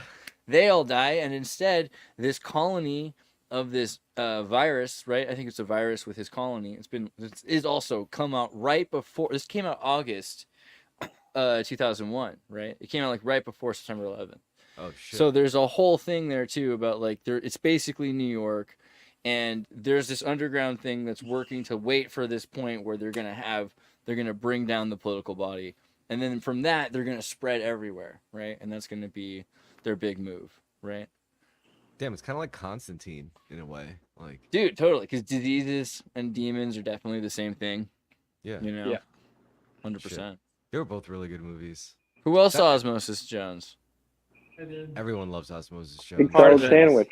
Did I miss anything? Or you guys all think is that a pretty good synopsis? Or is there more to it? What else is in there? That I mean, you were there's like, also Bill Murray's magnificent Yeah, performance thank as you. Frank. You know, like we Yeah. all know Bill Murray. Like he played The like a everyman. minor but major role, I guess. the everyman. He's always fighting ghosts and devils. and- Yeah. That's true. And there was a lot of like racial stuff. It's like the white blood cell was played by the black dude. yeah, It's like, I'm a white blood cell. right. I thought it was pretty socially relevant at the time. I like that Yeah. movie. It is very ebonical for the main character. Racism canceled. What do you think he was? I think. Do you think there was a logic to that Chris Rock? What do you think the Chris Rock white blood Was cell? it Chris Rock? Yeah, it was Chris Rock. Yeah. I'm pretty sure it was, right? Or Chris Tucker? I mean, No, a it was white Chris Rock. cop Why would've couldn't he been a have two been on a the nose. black blood cell? I don't get it. Yeah. I think that's the point. Yeah, That's how would really- you how would you compare Osmosis Jones to like Inside Out? You know, because I feel like one is more of a in a literal biological I sense. don't The know other if one you is even kind of. compared the two. Like Inside It was absolute shit.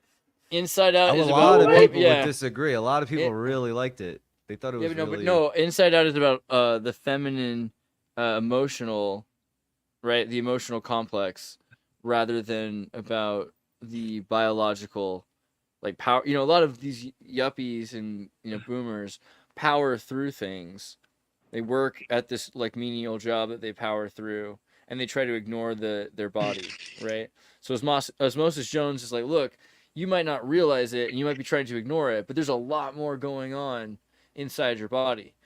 Whereas I think for maybe like the feminine archetype of emotion, you're like, well, really, if you personify these different parts of yourself, you can see yourself in sort of a quantum meta psychology, and you're like, well, this is what these interactions are happening inside me. I don't know. I don't think Inside Out is like the worst movie, but it No, is I don't think based it's on worse at all. it's also based on a much better Disney 1950s or 1960s thing. There was an original thing that they based it on that did have biopharmacology involved, and then you Can't explain just like have caffeine. More original films. Well, because how original is anything? There's nothing new under the sun. Well, And I think trying Pixar's to really explain good emotion, at original. Pixar's really good at making very unique movies. I mean, come on, like they're clearly tapped into some either demonic power of illusion. Yeah, or most some of the shit. time, a movie before Pixar would have the good cowboy wearing the white hat, the bad cowboy wearing the black hat, and the good cowboy wins. In Pixar movies, the good guy still kind of wins, Yeah, I but there's a didn't mean to lot shit more. on There's a lot more. Pixar. There's a lot more Mostly on illusion. Disney. Pixar has a lot more illusion. So the child's thinking this character is a good guy. Yeah, Toy Story 3. I Yeah, mean, come Toy on. Story was a banger. It's like the most ASMR cat I mean, noises. all right, I've ever Disney heard. scare. Do you think, like, honestly, Disney has killed, like, people have died on the behalf of Disney before? Like, Disney has, like, Yeah. somehow pushed the button on Well, I people's mean, deaths. They were like, Disney we gotta does- kill them. Disney was really anti-union at first, so I'm sure there's also a lot of accidents in the early days on Disney movies. Like you look at how they shot the Swiss Family Robinson in Venezuela, and that was crazy. Like people Didn't definitely they got. shoot what's Wizard of Oz, right? Wizard of Oz is MGM. MGM. Yeah. Oh, never mind. I mean, they're also scary. That's like some mafia shit too. I bet. Like, I Oh, bet they're like yeah. all mobbed up and I mean, stuff. yeah, all the movie industry, its beginning was the Nickelodeon, right? It was a mafioso money laundering organization that they would show, flip picture movies for like a nickel, which is why they were called Nickelodeons, and then eventually moved on to 8mm film, silent film, and whatnot, etc. I wouldn't fuck with but them. yeah. Like any industry that's like in charge of like harvesting your attention energy and like distributing, and whoever's the best at that. So sorry to cut you off, but like people are freaking like there's like a moral panic about Hollywood now and all that shit. But like this is nothing new. 1920s Hollywood boycott was even worse. Fucking what's it? The entirety of the people forget that like the majority of the Western world was anti-Semitic for like a long time, right? So like in 1920s there was like, hey, boycott the films, they're all owned by Jews and whatnot. All these propaganda posters. They were torching movie theaters, etc. Yeah, literally a full boycott of Hollywood, but because they knew that like Hollywood's origins had mafia ties, which were also financed by, unfortunately, Jews. Well, I mean, they had to have some sort of it was- investment, and so often the Sicilian families would work. That's why we talked earlier Right, with but JFK with Jack Ruby. Initially, it was porn, right? It was Yeah. the porn. It was the birth of the porn industry. That's how it took off, and then from that money came, Pornhub. To some extent, And I think that- film in yeah. general was pretty like important. Film was also being Yeah. used by the military. There's a lot of money at first Right, for but military the films. initial start, right? No one like any invention In the no one consumer was- market, Right, no one yeah. knew its utility, so it's always sexualized usually by marketings, right? I mean, yeah, people say VHS won over Betamax because it was used for Wait, pornography. I have a I have a right. question. Like, what if before like film was a thing, and when they were still doing like theater, like on stage, where like people would have to watch like actors play the shit out like physically on a stage live, um, when they like, did they ever have these secret like showings of I don't know, performances that involved actual explicit like sexual acts and stuff like that, and they were like, this is For sure. they were like, this is the high class fucking theater experience. Like, this is the elitist shit that no other, no peasant. You will even be able to- before, like, so even if you go to like, so when I was a kid, you go to the boardwalk and Santa Cruz Boardwalk, there would be these antique corner machines. I think, and it's tragically they've gotten rid of it now. But you could, for a token or a quarter, they would show you a movie that was 1,000 cards, 4x5 cards, that would flicker through, and you'd wear glasses, and this was made in like 1920 or 1915 or something like that. And it was just two girls in the redwoods in Santa Cruz undressing and swimming in the water there. And then some guy with a mustache steals their clothes, and then they get out of the water and they're naked, and it's like, oh, and it's like skinny dipping at the redwoods 1915. Like that's all, and just like hand printed on paper. Yeah, that would be the kind of thing you'd have in a family establishment, or like the Marvel or Pinnacle of anything. So they also had like tame pornography. It wasn't always really... People don't realize the Weimar period didn't just happen overnight, right? These were all just repressed shit that was happening on a small scale due to a conservative government. And once the conservative government in Germany collapsed, that's when the fucking pornography is a really like broad generalized term though, because you could, let's say we're Sharia, you might think that, no, seriously, like a lot of these 17th century or Renaissance paintings are pornography, right? So where do you draw your line? Yeah, Kama Sutra is probably a decent example. I mean, there's also people who would say, like, for example, they would classify a public sexual act as a sexual assault, or a sexual, like a form of like abuse, like you're abusing the public in a way, sexually. But I think in the context of like a theater, if you're in Florida, that's definitely true.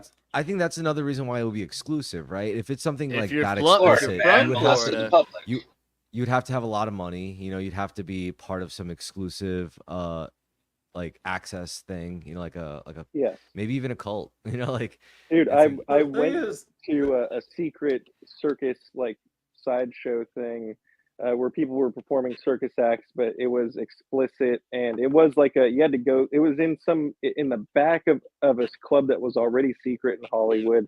Like Marilyn Manson and Shia LaBeouf were hanging out there together, and like like the climax of the show, for lack of a better word, wasn't actually a climax, but all of a sudden you heard a phone ringing, and this stage performer pulls a flip phone that was in a condom out of her, self.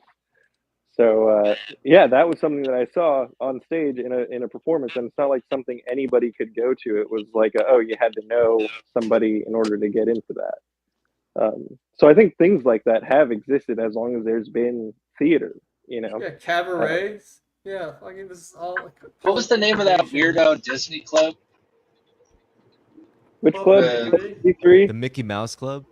Yeah, that's right. Club 33. Gunwoo knows what's. Oh, yeah. Because there's Club 33, Club 23, the Mickey Mouse Club, the Unarius cult. You got to be more specific, Yeah. Yeah, I guess Disney does get up to the. I mean, club lore is so what's the word? Redundant. Yeah, I would say redundant, because like New York City has its own fair share of club lore. Like they have Club 41 or whatever. There was the whole drama with Michael Ailig, the cultural phenomenon, who was really just that's relatively surface stuff, because you can always dig deeper and get into the human trafficking.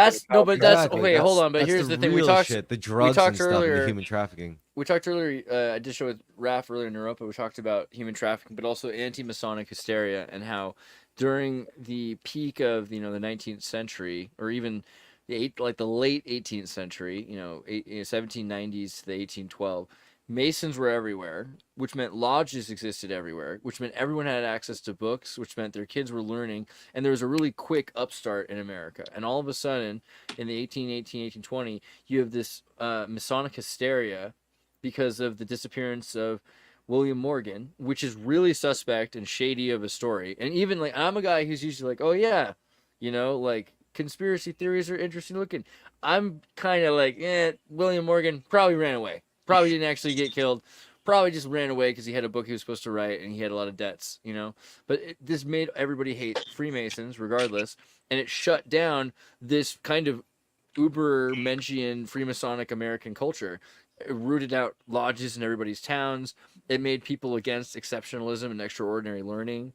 It led to Masonic Jacksonian Democrats like the KKK instead of Freemason, All right. Isn't that like the So maybe having clubs is a good thing. Like New York clubs is the idea of like, hey, in our private club, we can have books, we can learn, we can keep records. I mean, a lot of these clubs keep records for 400 years, right? Like, or however long they exist. I think the smartest people in the world are now figuring out, well, maybe we've always known, but it's not me as in me, but like humanity in general, like has always known deep down in our hearts that you just can't escape like spirits and demons or like extra dimensional forces that we just can't see with our or feel with our senses. Like they're there, and it's really dependent on like your relationship with them. And you could either live in that world where it's really chaotic and there's a lot more to keep like attention to, such as your physical state, your mental state, your emotional state. Like those things have to be on lock. Whereas if you don't believe in those things and all you really need to worry about is what's in front of you, like the groceries in your fridge, has your dog been walked, has your rent been paid, are your bills paid, Sorry, but how does this relate to the Freemasons? Freemasons? Aren't Freemasons about like creating your reality? It's not like life is happening to me. I think most people live in a state where life is happening to me, but something about like tradition such as Masonry is all about, no, it's more like I am life, like I'm a focal point of life making itself. I'm sorry, Andreas, you're muted. Andreas, you're muted. That's probably for the best. Post-Masonic hysteria, New York and California clubs like the Bohemian Club, or what's a good New York example? World Wildlife Foundation, things like that. Wait, WWF is Masonic? Or what about the Explorers Club? What about the Explorers Club, bro? Come on. What's the Explorers Club? The Explorers Club is making a world age of consent map. The Super Best Friends Club from South Park, right? Yeah. Like the Explorers Club. These people are part of the recent narrative, how they hid history, they changed the I'm just saying these are post-Masonic hysteria, fraternal orders. This is like Laura Croft shit. Like Laura Croft's father was a member of the Explorers Club, and her father got assassinated by If you get into Tartaria and whatnot, the reset, you run into like this whole shit. These guys, the Jesuits, a lot. Like, oh my god. Damn. And obviously, we have documentation of this as well from the Freemasons themselves. Their monthly, quarterly magazine. This is like how they just outright just print this shit saying how they meddled with the politics in Africa or China, fucking Japan, and etc. I think one reason why one reason why common folk of today are now like it's changing, the paradigm is changing because of AI. I think AI is this factor where it's like everyone's starting to realize information could leak at an exponential rate and there's nothing they could do to plug that, and now it's like it's probably going to change all of peoplehood. That's my opinion. No, that's actually the reverse. It's going to plug all the holes, or you should shit the wheel even further. It's going to breed a whole era of hysterical skepticism. Are Masonic lodges basically just safe spaces? Discuss. Yeah, because it's all about secrets and trust. So yeah, go ahead. I'm sorry. Well, they don't want the profane ruining their party all the time. No, they just don't want anyone else to know about what profane things they're up to. So they have this this system of secrets and trust, and some people are actually good-hearted people, and they're like, okay, you know, I can trust these people with my secrets that are not actually that bad. And then there's other people who are like, I have the worst fucking secrets ever, so I'm going to join this group. And no So one's going to be able to say shit because we've Okay, all so- sworn an oath to each other. I think the And way paddled each other on the I bottom. think the way it's supposed to be, it's no single person, like no single adept or initiate should try to focus on a single lodge. What you should do is you should seek to become a journeyman, go on a journey, go from lodge to lodge, visit every single lodge. And at the end of it, wherever you end up, whether you end up in one lodge or another, or you create your own lodge, that's the way it's meant to be. Sounds like a party. You're not supposed to like focus Dude. on like, oh, which lodge do I join? You're supposed to like Bro, seek to that is try this is like a Solomonic circle. You know what I mean? This is a safe space. Isn't that like the Tinky Winky gay triangle? No. An From inverted pink Teletubbies? triangle. I didn't know that. Dude, Apparently this there's is the something Nazi pink triangle. What the fuck? Right? Yeah, I didn't know the inverted pink triangle surrounded by a green circle, which is also, remember, the green circle for ecology, but also a circle, which is This because of is the. super for anti-homophobic. Oh my god. This Yeah. It's has to be inverted, so- though. It's inverted. It's actually kind of. inverted. It's actually like, to be unironic, I would wear that as a shirt. though. The It's pretty pink good. It's a pretty triangle- good color scheme. It's a pretty good color scheme. Let's be Yes, honest. the Nazis made people wear pink triangles, but they were pointing Wait the a other way. second. What's up with this color scheme, huh? What? Whoa! Pink triangles and green, The huh? Nazi, Watermelon, Yeah, I Okay. knew, Okay. I knew it. Okay. Yeah, the alright, Nazi alright. pink triangle I knew- is inverted. That's okay. I knew you were safe, Gonwu. I knew you were safe. Huh? It's cool. I think Taylor Swift is joining us for a What second. the fuck? Also, Ew, what is this? Cyrillin, you had something to say. You got cut. What were you about to say? Oh my goodness, what was it about the Illuminati, safe spaces, Masonic lodges, stuff like that? I right? love that train of thought, though, right? Yeah, I don't know. What's on my mind about it is like I think if you're just like somebody, like one person or just a small group of people, like you and your like little club of friends, right? Like, and you're like, okay, we've got secret knowledge that we've kind of come to. Maybe it's been like we've been poring over this stuff for years, and we've figured this stuff out. We've used it to help people out. Gosh, but now you know what? Like, people are starting to get mad. People start like other people that don't really get it are starting to get kind of pissed off. And oh man, they're trying to start like burning stuff and like burning books, burning knowledge. Maybe we better like hide some of this stuff. Maybe we better just like code it into some things and like be a little bit less explicit about it. Like, that's what ends up happening all over the world. Different lodges, different clubs, and Yeah, they're trying to insinuate the information they want you to Yeah. believe. Yeah, but people are mad because these people are full of shit. Even Lot of Westphal, the founder of the Bavarian Illuminati, is documented by his colleagues to say, "Oh, this guy's full of shit. He's making up stuff Yo, as he goes." but it's Well, ultimately a thing is- binary. It's ultimately a binary. Like you as Look, an no. individual, do you feel scarcity or abundance? That's really how No, it no, is. it's- Like what? No, I'm talking about Freemasonry. important, The I think. doctrine of Freemasonry, what it's based on. It's all theosophy. What is You know what? theosophy You know what based on? you know what? Egyptology. I don't wanna be a- Egyptology is all bullshit. Because I don't wanna be have like this that, fucking but, like- 1511 map that shows you how I the think it's- pyramids What kind were of fucking theology? built. I think Do you it's remember- kind of based in dialectics. Do you remember? or- Do you remember the Donnie Darko Oh my movie God. where the teacher's hate like you so everything is a much. binary between fear and love, and he's like, why don't you take that fear and love You're board and fucking shove it Antichrist. up your? I don't know. It could be. Because what is it? Can you really break everything down to fear and love? Andreas, show the map. It's in the fucking super chat or the private chat. It's 1511. It shows you how the pyramids were built. Oh yeah. Egypt is green in 1511. The Oh, meteorological wow. implications of that. Jesus Christ. This is Egypt. Wow. yeah, man. Wait. Sorry, I'm looking at it. Oh, no. My bad. Yeah, no, this looks pretty cool. So Egypt being green. Okay. All right. The Nile. Egypt. All right. Yeah, sure. The Nile. Yeah. Green. I believe Oh, it. I see. They're chipping the mountains away to. That's interesting. Yeah, that's interesting. I think they're all in denial about the Nile. Yeah. If you can't handle it was green, you're in denial. That's true. What was It could the just be like the Greenland Iceland thing. Who knows?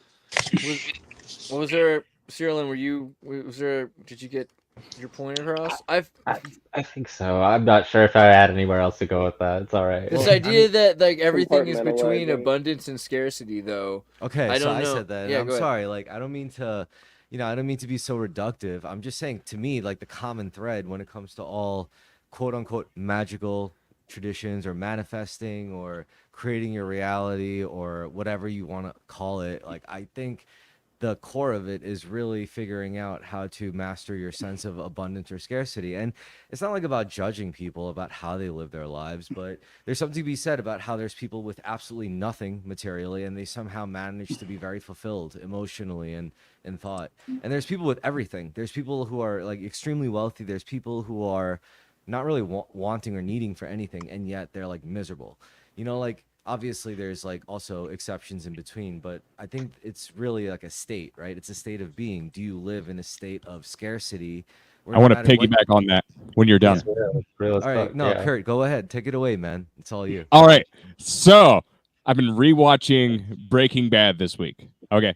I think everyone still thinks that is a great show, even in hindsight. My big problem with that show is that it's about methamphetamine instead of about like psychedelic amphetamine. It should have been like about like something more novel and like cool. Okay, well, I just Love got to see done that. with the scene where Jesse confronts the people, the meth heads at the house, and it's just nobody on psychedelics would look like that that little family. I'm just saying. But That's fair, I guess. the show from start to beginning, now I see it kind of under a different perspective, and I don't mean to go on rants about it, but I think it's fun. I think it's fun, so indulge me. So from the beginning of the show, it's like you see Walt, you see kind of his ego manifest and everything, and I think a really big central theme of the show that I don't think people mention overtly is that I think the show is legitimately about how comfort can be bad for you as a person. Like Walt in his life, he chose a very comfortable path where he didn't have to challenge himself all that much. So like you could say maybe he has some good karma from teaching teenagers, but really behind it, he's just, regretful and just really, really he's regretful and really, what's the word?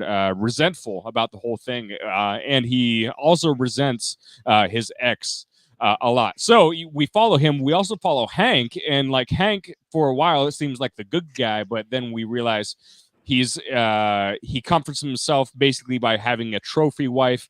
He's the jock of the room. A lot of his own personality characteristics, weaknesses to them, come out throughout the course of the show. And so I think Hank was a big fish in a small pond. And then he got sent to El Paso.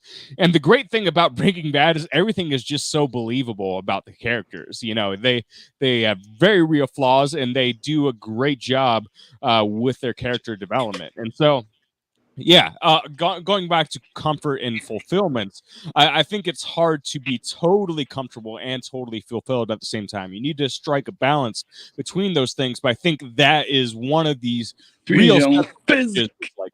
I think Walt is just he would not have done the things that he did in the show.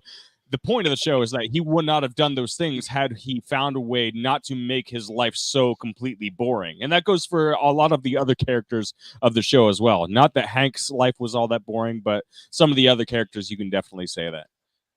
I think it's also worth a note. Sorry, go ahead and finish off. No, the show, I love it. I still love the show. I think it's still great. That's all I was gonna say. It is a brilliant piece of TV history, and I think it's worth noting that he was only able to do that because he had the knowledge and the skills to sort of build this economy to fuel his ego, which is sort of what Masonry ended up becoming. Because originally it started off as tradespeople, essentially, and artists, people who actually could make things, and then they got themselves elevated to such a point where they were able to just make money off of their knowledge instead of having to actually make things.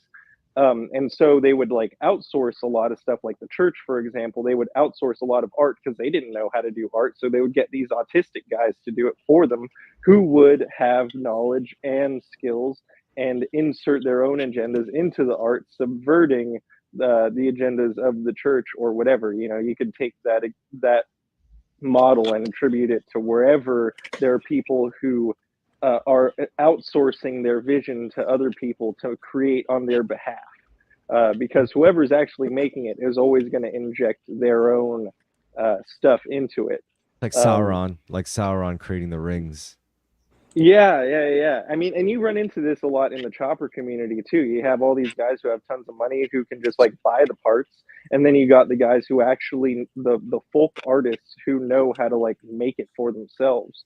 And that kind of that same sort of duality lends itself to a lot of different cultures and trades and schools. Yeah, I mean the ability to master reality. I think it's even more relevant now because of how fast information travels, and I think that's why like everything's coming to a head. I think everything's like much more intense now because of the internet.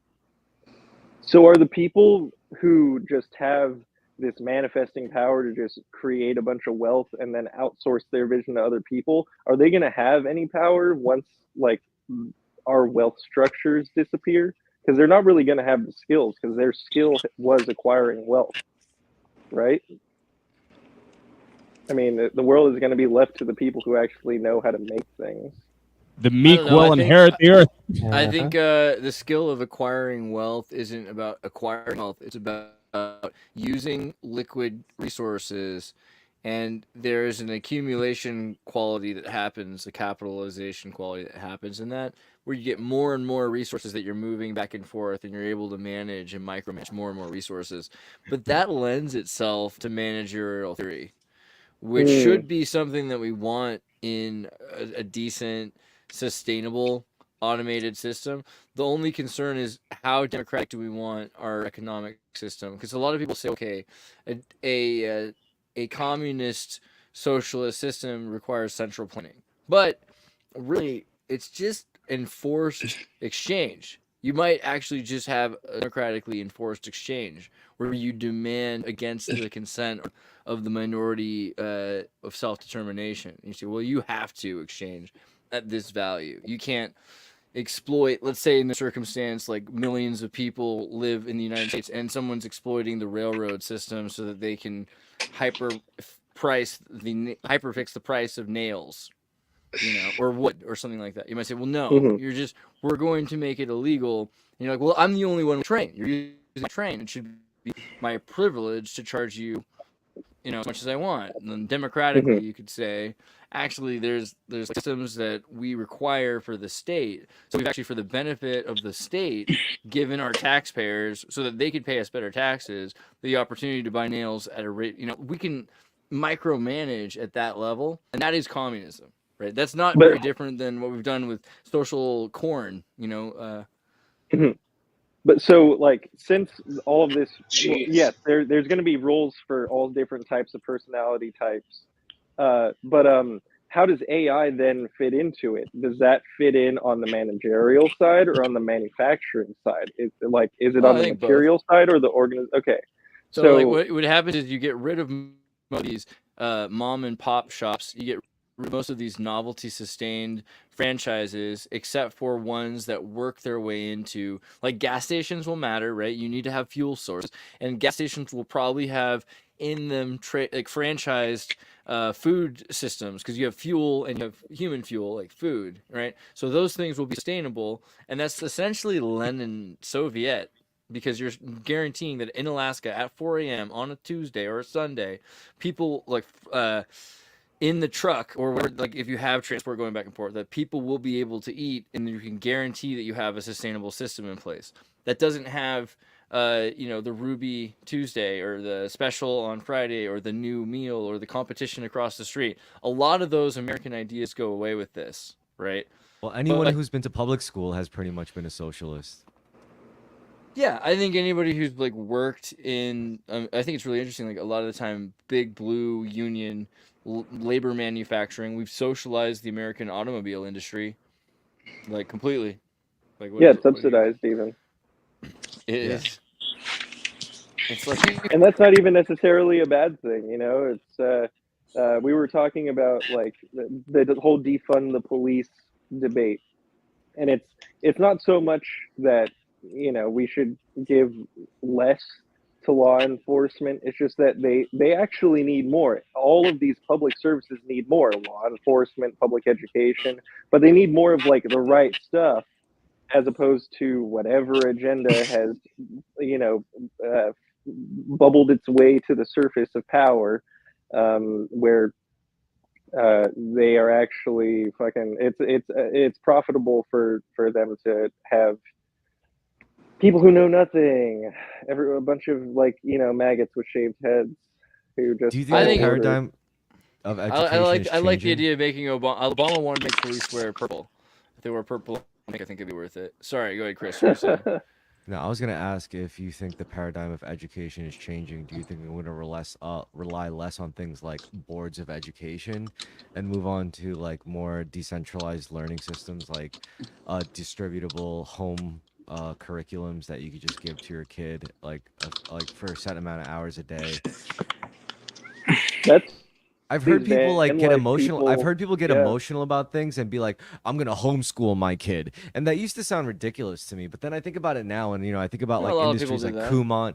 Yeah, there's like Kumon and shit, and I'm like, you could Yeah, they probably just go to figure that come out. on for 3 hours. A social I think it's aspect. crazy that we don't have that more, that like moms who are with teaching credentials aren't able to put together and have the state subsidize it, because right now you can subsidize all these ridiculous programs, right? Like you can have a charter school because you want to be Muslim or a flat earther or whatever. Like they don't care. Like you can start a charter school for pretty much any reason. And some people do it because they want their kids to have a better education, and some people do it because they want to have their more specific education. But there's no reason why you can't use state funds to build a school or like to meet at a location. And this is what I think libraries were for in the first place. Like you'd have groups of kids meeting at the library. They have rooms in libraries for that purpose. So we really just need to get back to the original system, which says, okay, self-directed learning with the help of a guidance counselor that says, hey, what did you do this week? How can I help you plan your next week? Right. Like that's basically what you need. You need to do it tailored. And you have 3 teachers to 5 to 6 kids, maybe at a table, that are the teachers can be walking around and doing things, but you have multiple teachers that are helping. And now, because you don't have to constantly tell the kids at the same time, this isn't Jesuit French schooling in the 19th century where they all have to follow at the same letter to the law. You can have them watch the video on the demand. So instead of having homework and class lectures, you have home lectures on YouTube, on demand lectures, and then the teacher helps you do the work at school, right? But the reason they don't do that historically has been because they're training you like an ant to find sugar on your own. In many ways, I don't mean to cut in. I'm sorry. I thought Oh, you, no, for sure. bro. Yeah, like in many ways, it seems like you're describing Montessori. If any of you are familiar with the 100%. I went to Montessori. Montessori. I'm Yeah, actually my a kid went to Montessori a kid. Montessori school. I'm a Same, 7 Montessori years. kid. Like, same. I thought that was really a great system. You look up the Based. stats. It's like, Yeah, I went through that shit. It was awesome. I think and it's that like saved me, really honestly. fucking A, yeah. Like, and they don't do like grades really. They don't do any of that kind of stuff. It's really much more focused on the individual kid. Like, they do give you a lot of attention. Like, yeah, I think that's really a better way to move towards. It So definitely what is wasn't than easy the for what is elementary the deal? school. Why don't you like give us a rundown on the Montessori method? What's the deal with this? My experience with it. Yeah, both of you. Yeah, Yeah, go ahead. go ahead, Chris. When I went through it, it was first of all, I went into it was in a specific borough in New York City. It was in Staten Island, and it was like hidden Nice. deep in the woods. Basically, the franchise, I guess you would call it, bought a mansion. It was an old mansion, and they converted it into a school, from like kindergarten to like 5th grade, and then after that, you went on to like intermediate school or whatever. But it was all the Montessori program, and they put like groups of grades together, like first, second, third was together, then or I think it was like, yeah, or first and second was together, then third, fourth, and fifth was together, and then it was like really like a loose grading system. But I don't know, it was you still learned what you needed to learn, I guess, but it was just very communal and a lot more So you a lot put more like kids at exclusive. different ages together so that they like learn what older kids are learning and younger kids are learning at the same I time. suppose like, so. And there was like there was still drama. Like there was like punishment things, like where it's like, everyone would be able to go out except the kids that caused trouble, and you'd have to like stay in and like wipe the Yeah. tables down and shit. I don't know. It was just like